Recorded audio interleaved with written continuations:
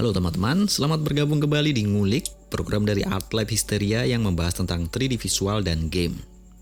Di episode kemarin kita sudah membuat pohon, batang, dan juga proxy dedaunan.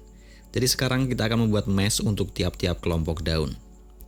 Nanti kita juga akan membahas tentang apa itu normal dalam 3D, sehingga teman-teman punya insight tentang normal untuk shading. Oke, langsung saja kita ke materi.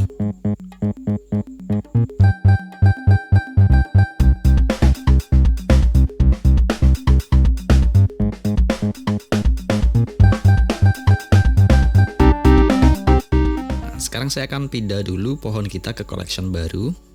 Jadi di sini saya akan seleksi pohon ini, kemudian saya akan tekan M dan pilih New Collection untuk membuat koleksi baru. Saya akan beri nama Tree Base. Oke, kemudian saya akan uncheck ini untuk disable collection. Kemudian saya seleksi collection yang atas ini, yang pertama. Jadi nanti kita akan bikin dedaunan ini di collection ini. Saya akan Shift C dulu untuk kembalikan 3D cursor ini ke tengah. Nah, sekarang teman-teman lihat di pohon ini, dedaunannya terbentuk dari plane. Pohon dengan dedaunan plane seperti ini, keuntungannya adalah ringan, jadi sangat cocok untuk game.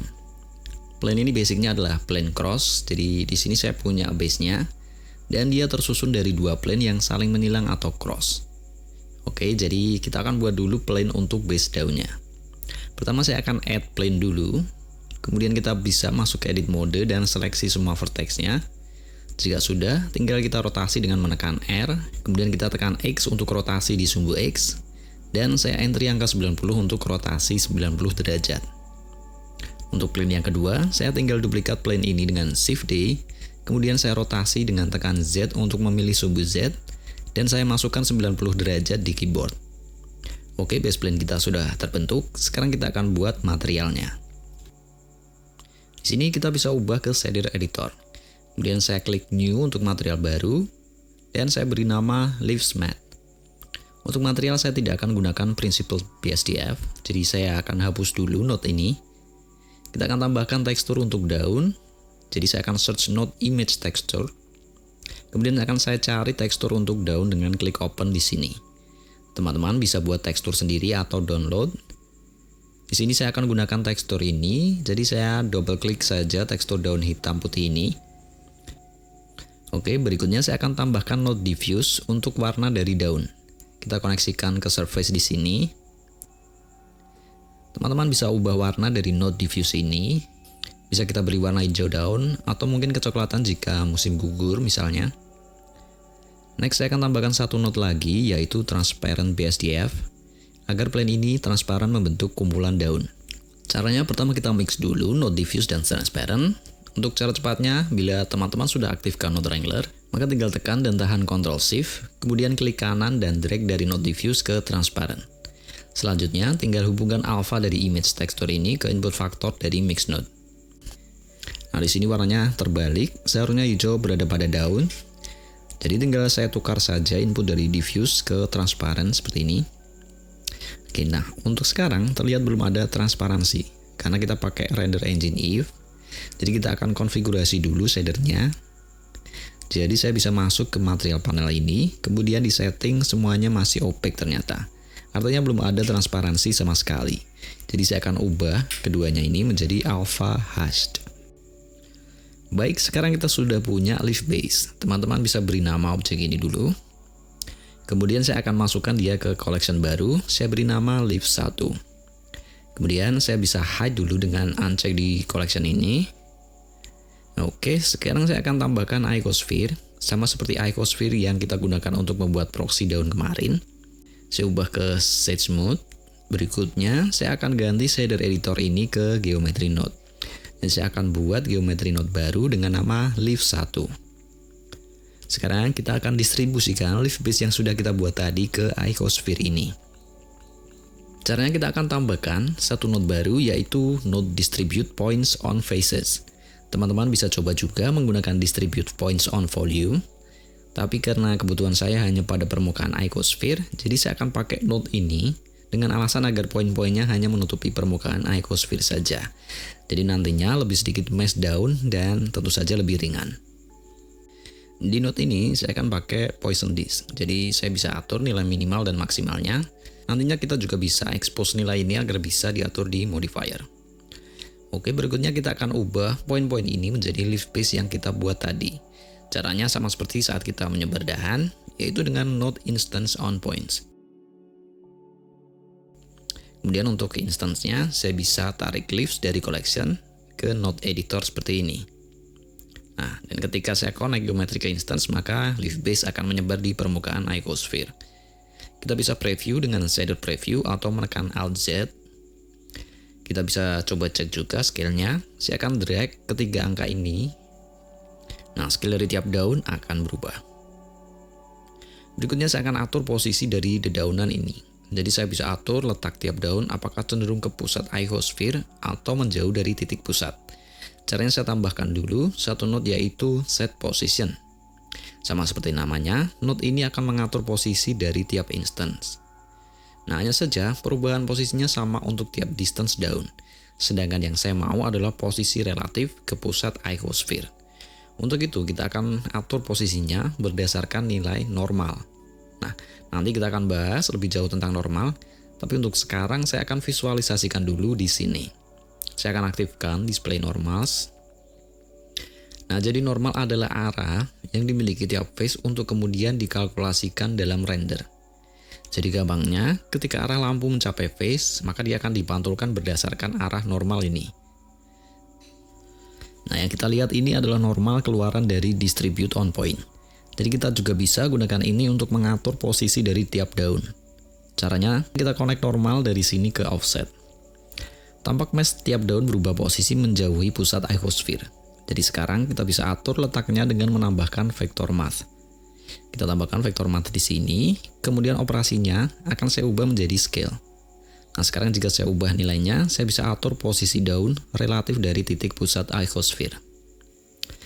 Lanjut berikutnya, saya akan mengacak rotasi dari tiap-tiap daun ini. Caranya sama dengan ketika kita mengacak rotasi dahan, kita tinggal tambahkan random value. Lalu kita convert ke derajat dengan menarik output ini dan search to degree. Untuk nilainya saya akan pakai dari 0 ke 359 derajat. Nah, di sini sih bisa kita ubah untuk mengacak rotasi. Untuk sekarang, teman-teman bisa expose value yang dibutuhkan jika mau.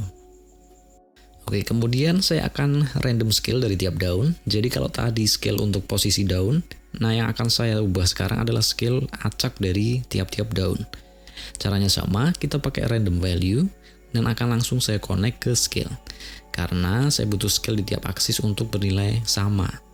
Nah, jika tiap aksis tidak sama, maka akan terjadi distorsi di tiap-tiap daun, yang mana saya nggak pengen.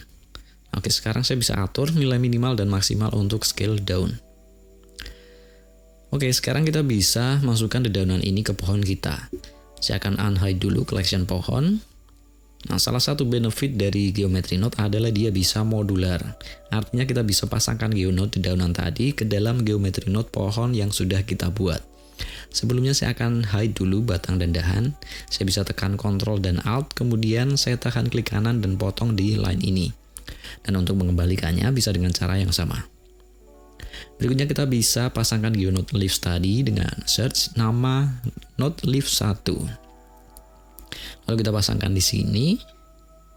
Oke, nice. Kita sudah pasangkan grup dedaunan, hanya saja di sini shadernya masih aneh. Kita akan buat shadernya jadi smooth, dan untuk itu kita akan bahas juga tentang normal. Nah, di sini saya punya dua objek. Yang satu ini adalah objek grup daun yang kita buat tadi, dan yang satunya adalah sphere biasa. Keduanya sudah saya beri material standar. Dua objek ini akan saya gunakan untuk memvisualisasikan normal. Pertama akan saya tambahkan dulu satu node, yaitu node geometry. Nah, di node geometry ini ada banyak output. Saya akan quick preview dengan menahan Ctrl Shift dan klik beberapa kali sampai output normal tersambung. Nah, jadi sekarang yang tampil di objek adalah visual dari normal masing-masing geometry. Ada beberapa warna di sini. Kalau teman-teman sudah pernah menggunakan normal map, maka sama seperti warna yang tertampil sekarang. Warna-warna ini adalah representasi dari aksis pada space 3 dimensi, yaitu X, Y, dan Z. Jadi warna biru untuk Z, hijau untuk Y, dan merah untuk X. Nah, fungsinya untuk apa? Jadi dia akan mengubah arah cahaya yang menimpa tekstur ini, kemudian memantulkannya ke arah sesuai dengan warna aksis tadi. Oke, kita aplikasikan saja normal map ini pada material. Nah, perlu diketahui bahwa normal map ini perlu perlakuan khusus yang berbeda dari tekstur lain. Jadi, dia tidak berupa informasi warna, tetapi harus diperlakukan sebagai informasi data. Seringkali saya mendapat pertanyaan tentang normal tekstur yang outputnya aneh. Jadi, ternyata banyak yang mengoperasikan normal tekstur ini sebagai informasi warna saja, bukan berupa informasi data. Jadi, saya beri note normal dulu di sini, kemudian saya aktifkan material. Nah, normal ini belum berfungsi sebagaimana mestinya. Saya harus ubah dulu color space ini menjadi non-color, yang artinya dia akan diperlakukan sebagai data. Nah, dengan begini, nilai dari informasi tekstur akan terbaca secara benar sesuai fungsinya sebagai normal map. Oke, sekarang saya akan atur dulu agar efek normal map terlihat jelas. Nah, sekarang jika saya rotasi environment, terlihat objek seperti memiliki kontur dari normal tekstur. Sedang jika saya matikan normal, maka dia berupa sphere plane saja tanpa ada efek kontur. Nah, inilah efek dari normal, yaitu dia bisa memanipulasi tampilan shader tanpa harus mengubah bentuk mesh dari objek. Oke, kembali ke dua objek kita. Di sini saya akan copy normal dari sphere ini untuk diaplikasikan ke grup daun, sehingga nantinya tampilan dari daun akan smooth, sama seperti sphere di kanan ini. Saya akan pakai cara di luar geometry node dulu. Nah, jadi di objek dedaunan ini kita akan tambahkan modifier, yaitu modifier data transfer. Nah, data transfer ini fungsinya tentu saja untuk mentransfer data dari satu objek ke objek lain. Sedangkan data-datanya antara lain bisa berupa vertex data, edge data, dan lain-lain, yang di dalamnya ada normal, UV, vertex group, juga informasi warna dari mesh. Nah, untuk ini saya akan gunakan face corner data. Jadi jika saya masuk ke edit mode dan aktifkan normals, nah, arah normal dari satu face ini membutuhkan perpotongan dari tiap-tiap sisi untuk menentukan arahnya.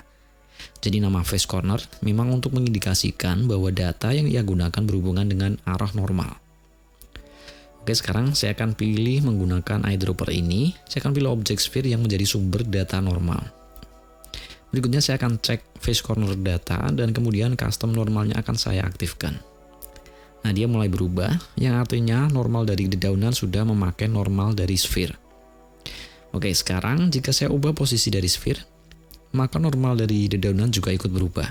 Sementara, untuk sekarang saya perlu data normal yang konsisten tanpa harus menghitung posisi dari objek sphere. Nah, di sini saya bisa nonaktifkan tanda di sini, sehingga sekarang data transfer akan mengabaikan posisi objek sumber yaitu sphere. Jadi yang digunakan hanya informasi normalnya saja, tanpa harus menghitung posisi sphere. Oke, sekarang visual normal dari dedaunan sudah agak smooth, tapi masih ada warna tajam di sana-sini. Biar lebih jelas, saya mau aplikasikan saja langsung ke material daun yang tadi sudah kita buat. Saya akan switch material ke Leaves Matte, kemudian saya tambahkan node geometry. Nah, dari geometry ini saya akan sambungkan normal ini ke normal dari diffuse BSDF. Kemudian saya Ctrl Shift klik diffuse untuk preview materialnya. Oke, seperti ini. Sudah jauh lebih smooth dari visual awal. Hanya saja seperti tadi masih ada sisi tajam di sana-sini. Sekarang saya akan coba trace sudut-sudut tajam ini. Kemudian saya akan switch preview ke back facing dari geometry. Nah, jadi dia sama, artinya sudut-sudut tajam tadi merupakan efek dari back facing geometry.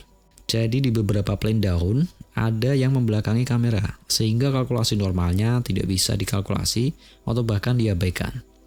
Maka kita hanya perlu visual dari plane yang menghadap ke kamera saja. Jadi sekarang tinggal kita hide saja plane-plane yang membelakangi kamera. Nah, cara yang paling gampang ada di setting material di sini. Nah, di sini tinggal kita hide saja plane-plane yang membelakangi kamera. Nah, di sini kita bisa aktifkan backface scaling. Sekarang jika saya preview di diffuse, maka dia tampak sudah smooth dengan mengadaptasi normal dari sphere. Baik, tadi adalah sedikit penjelasan tentang normal.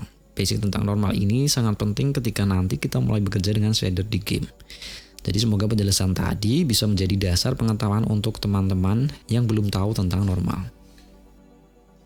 Oke, berikutnya kita akan kembali ke grup daun yang sudah kita buat. Sekarang kita akan aplikasikan metode yang sama, yaitu data transfer. Hanya saja sekarang versi geometry node. Node untuk mentransfer informasi mesh yang akan kita pakai adalah ini, yaitu sample nearest surface. Node ini sama seperti namanya, dia akan mengambil atau mensampling geometri dari sini, untuk kemudian mengoutput data dari geometri tadi. Dan data yang akan kita output tentu saja data normal. Data normal ini merupakan data vektor. Jadi saya ubah float di sini menjadi vektor. Kemudian baru saya tambahkan node normal. Output dari normal akan masuk ke value dan nanti dari value ini kita akan output agar bisa diakses oleh material. Kita tarik saja dari value ke sini. Kemudian saya bisa kasih nama ini menjadi normal. Nah, jika teman-teman lihat di modifier geometry node dan expand output attributes, maka di sini akan ada properti baru bernama normal. Nah, sebelum bisa diakses oleh material, kita harus kasih nama dulu di sini. Perlu diperhatikan, usahakan nama yang diberikan jangan menyerupai nama properti yang sudah ada di Blender. Semisal normal, color, factor, usahakan namanya otentik ya. Saya akan kasih nama NM saja untuk normal map.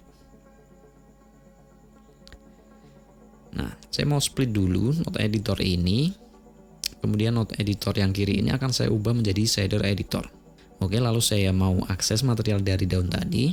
Jadi di group daun ini tidak ada material sama sekali. Karena material sebenarnya hanya mengambil dari leaf base. Jadi saya akan tambahkan saja material daun ke grup daun.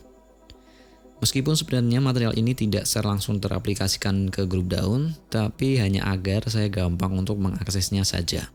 Oke baik, sekarang untuk mengakses normal dari geometry node yang telah kita output, maka kita harus akses menggunakan satu node, yaitu node attribute. Kemudian untuk nama dari attribute ini, kita bisa copy paste dari output normal di modifier. Saya akan copy ini, kemudian saya paste di name modifier. Nah, sekarang mari kita cek dulu apakah normalnya sudah mau keluar. Nah, ternyata di sini hanya hitam saja, belum ada normal yang tervisualisasi. Bahkan ketika saya sambung normal ke normal diffuse, dia masih tetap flat tanpa normal sama sekali. Masalah ini bukan berada pada material, tapi ada di sisi geometry node. Jadi di sini geometry node belum menganggap group daun ini sebagai mesh asli. Nah, jika sekarang saya coba convert geometry node ini menjadi mesh dengan Alt C, maka dia akan hilang. Sedang seharusnya ketika dikonvert menjadi mesh, objek dedaunan tadi tetap ada dan berubah menjadi mesh object. Nah, hal ini terjadi karena geometry node hanya menganggap mesh daun sebagai buffer visual saja. Lalu agar plane-plane dedaunan ini menjadi mesh asli, maka kita perlu tambahkan satu node yaitu realize instance. Kita tambahkan setelah instance on points.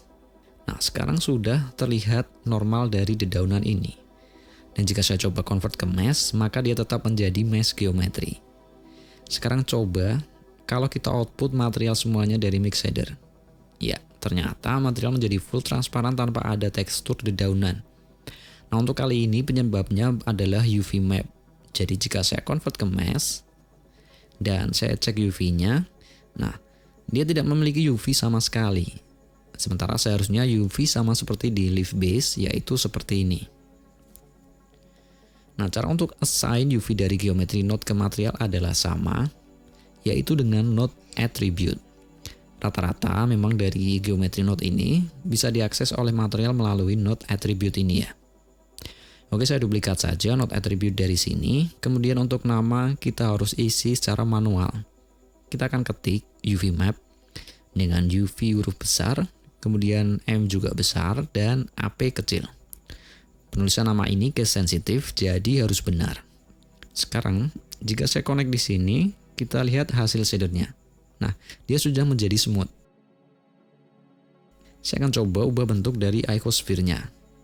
Ketika saya scout, ternyata formasi dedaunan mengikuti bentuk dari icosphere. Nah, ini menarik. Dan ketika saya coba extrude, dedaunan benar-benar mengikuti bentuk dari mesh. Dari geonode ini saja, kita bisa manfaatkan untuk membuat semak atau bahkan tanaman merambat. Oke, sekarang node ini sudah siap kita gabungkan ke node symbol tree kita. Saya mau pindah dulu dedaunan ini ke collection baru, yaitu backup, lalu kemudian saya hide. Fokus di symbol tree, di sini kita output dulu normal dari node group leaves. Yang ternyata shading belum keluar. Jadi bila tadi semak kita gunakan mesh icosphere yang asli, maka di geometry node ini, mesh icosphere untuk group daun masih berupa instance buffer saja. maka perlu kita convert menjadi mesh asli menggunakan node realize instance. Jadi saya duplikat node realize instance ini, lalu saya taruh sebelum sample nearest surface. Nah, kita tempatkan di sini agar normal yang ditangkap node ini berasal dari mesh asli, bukan buffer saja. Berarti sekarang struktur geometri node kita sudah komplit. Kita bisa unhide batang dan dahan. Teman-teman juga bisa expose semua variabel yang perlu diekspos. Nah, untuk membuat pohon baru, kita tinggal duplikat saja pohon dengan Shift D, kemudian di edit mode, kita hapus saja semua control point dan gambar baru untuk membuat pohon baru. Oke, demikian teman-teman untuk tutorial membuat simple tree dengan geometri node. Semoga ada manfaat yang bisa diambil. Terima kasih sudah mengikuti, sampai ketemu di ngulik berikutnya dan salam.